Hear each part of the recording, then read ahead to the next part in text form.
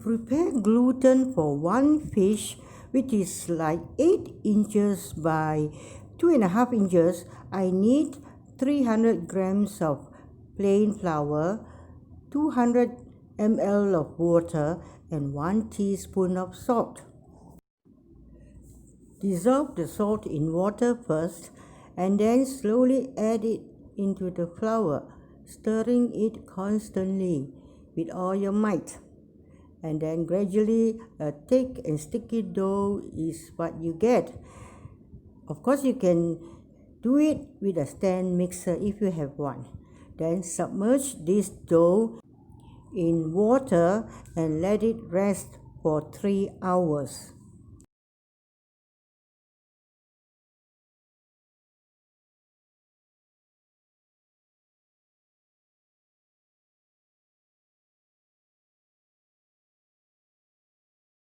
Now comes the very important step of gluten making that we term as washing.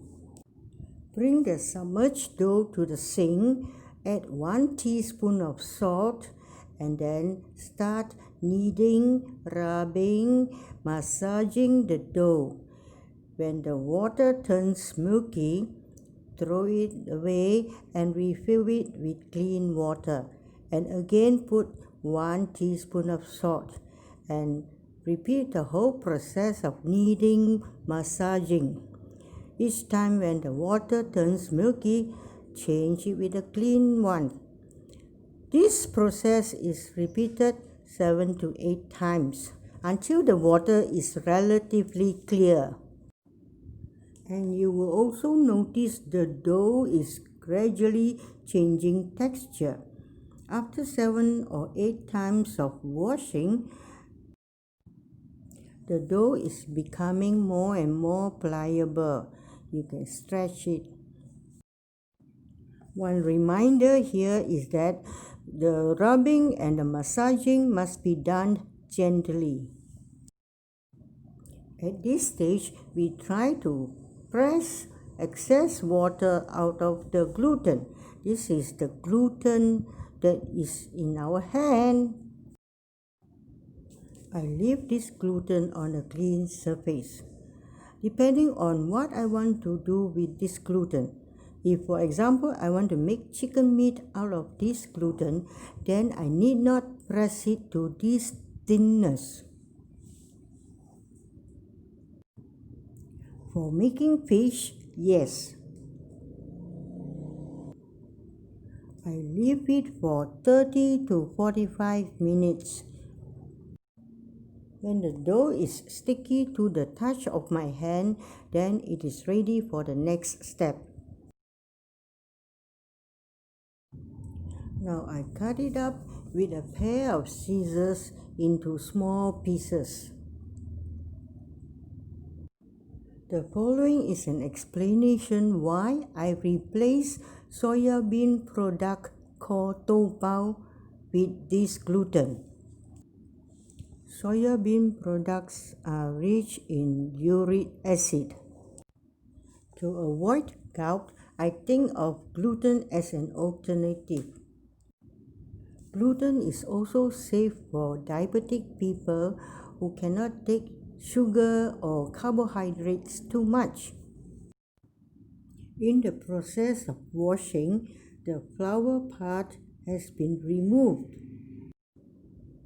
This cutting up into small pieces is not that important.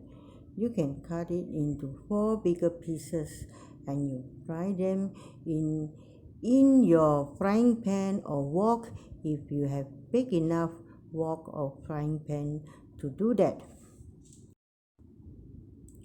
Can you cut it with a knife? I would rather not, because cutting it up with a knife is not an easy job.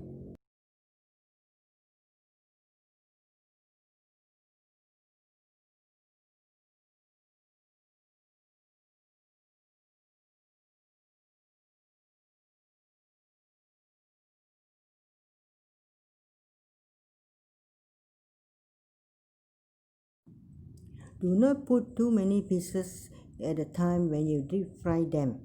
keep them aside. For one fish, we need 1 packet of this enoki mushroom, and this is how we should clean the enoki mushrooms.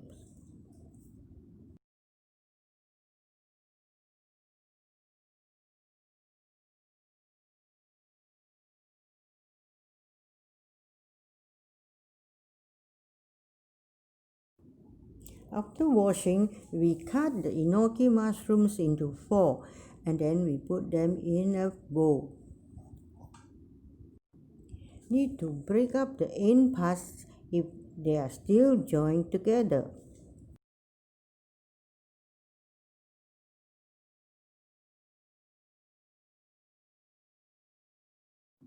Next is the cutting up of the fried gluten into small pieces and then put them together with the enoki mushrooms.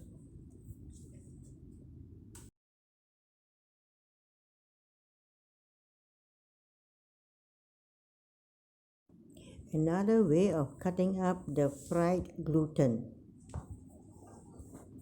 To make one fish, we need to add 3 heapful tablespoons of plain flour,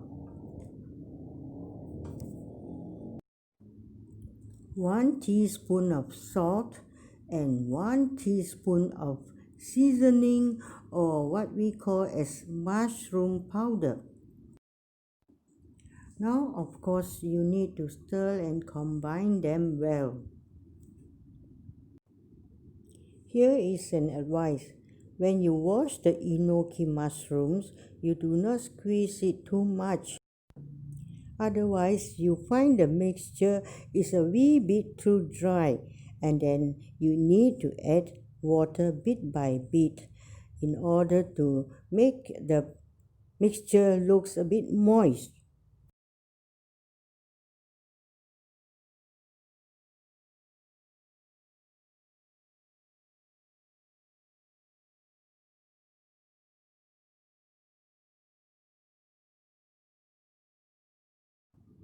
Looks like this mixture is ready to be used as fillings. For one fish, we need 1 piece of this bean curd sheet and a piece of nori sheet. Notice that I apply a glue-like substance onto the bean curd sheet. This is the glue. Glue is made by mixing plain flour with water. Apply glue all over the bean curd sheet and underneath the nori sheet as well. The nori sheet is placed near to one end of the bean curd sheet.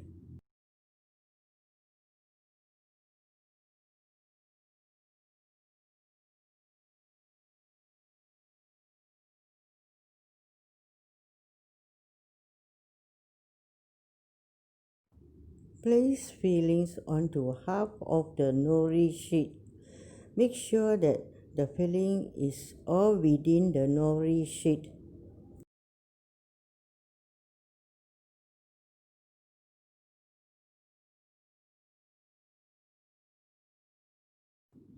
Pay attention to how I fold the bean curd sheets and roll it. You need to apply some pressure, otherwise the filling is too loose and it will not resemble a desired fish. So you need to press it as you roll.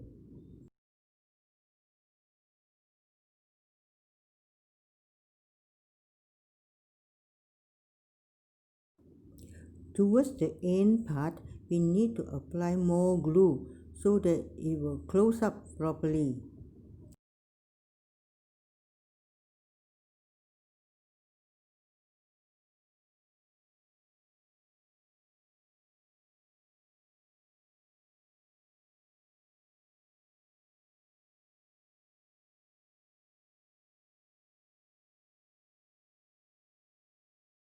And this fish is ready to be steamed. We can either put it on a piece of parchment paper or we just oil the steamer with some oil to avoid sticking. Steaming time is 40 minutes. Let it cool completely before slicing.